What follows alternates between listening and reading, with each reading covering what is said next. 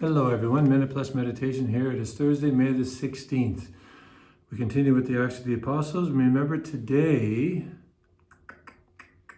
you should be, of course, I should have mentioned this actually a week ago today, to pray that novena to the Holy Spirit, preparing during these 9 days, I think it's actually tomorrow, Friday, to pray the novena to the Holy Spirit, so hopefully you're doing that. But I had a good wise priest say to me, if you've missed many days, start it anyways and finish it. Start it anyways.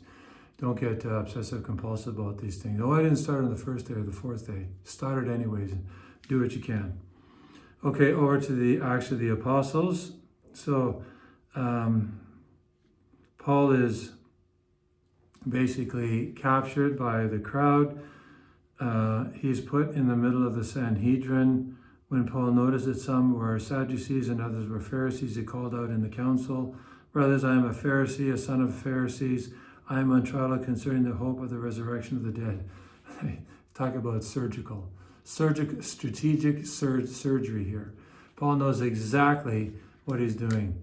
The Lord chose very well. It's an understatement, right? This guy, he's courageous. But he also needs help from the Lord, or courage from the Lord, as we'll see at the end.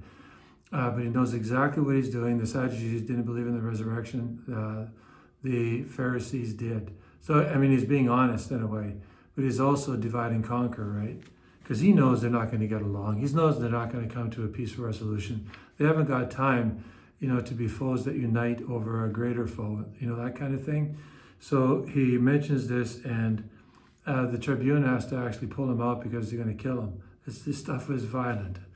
But Paul knows exactly what he's doing. So takeaway here, you and I can defend ourselves with people who are trying to hurt us, or many times what we need is a good lawyer. And a good lawyer will be able to hopefully surgically sort of go after another person's attempt to hurt us, or falsely accuse us of something.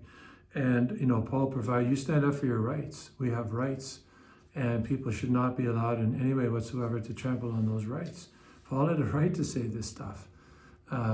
So that's important for you to remember. So at the end, that night, after all this, probably is torn and beaten up a bit, stood near him and said, "Keep up your courage, for just as you have testified for me in Jerusalem, so you must bear witness also in Rome." You don't think Paul knew what that meant? You don't think he knew what that meant? I'm sure he knew what it meant. He would lose his head. But the Lord was promising to stand by him. That's all that counted. All Paul wanted to do is be faithful to Jesus, to give his life for Jesus, because Jesus basically died for him. And was so kind and merciful to him. Paul never forgot this, lived it out to the full every day. Nobody could get in the way of him being faithful to Christ, because he carried that gratitude day in and day out, that love, that adoration of Jesus, because he never let himself get sloppy or complacent about it. And so he would do this. He would be courageous. He would go to Rome. And we'll see, we know what happened to Paul, right? Okay, over to the gospel.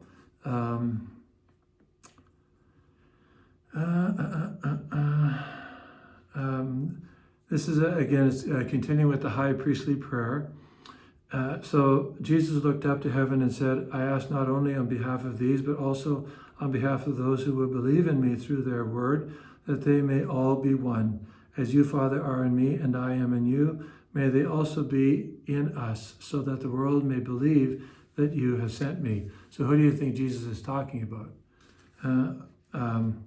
But also on behalf of those who will believe in me through their word. That's you. That's me. That's the bishop. That's everybody else that followed the apostles, everybody else that will follow us. Jesus is praying for us.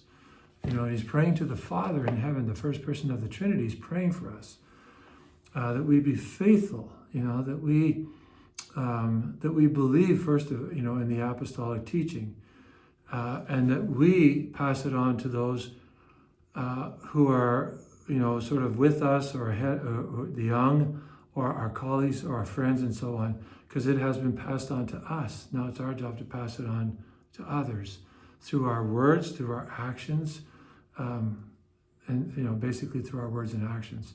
So take these words to heart. Jesus was praying for us, especially at that moment, not only then, but he's praying for us in this prayer for those who believe, in all, I'll say it again here, for all those who believe in me through their word, that is through the 12, through the disciples who are going to talk about me. Now it's our job to talk about Jesus to others. God bless you.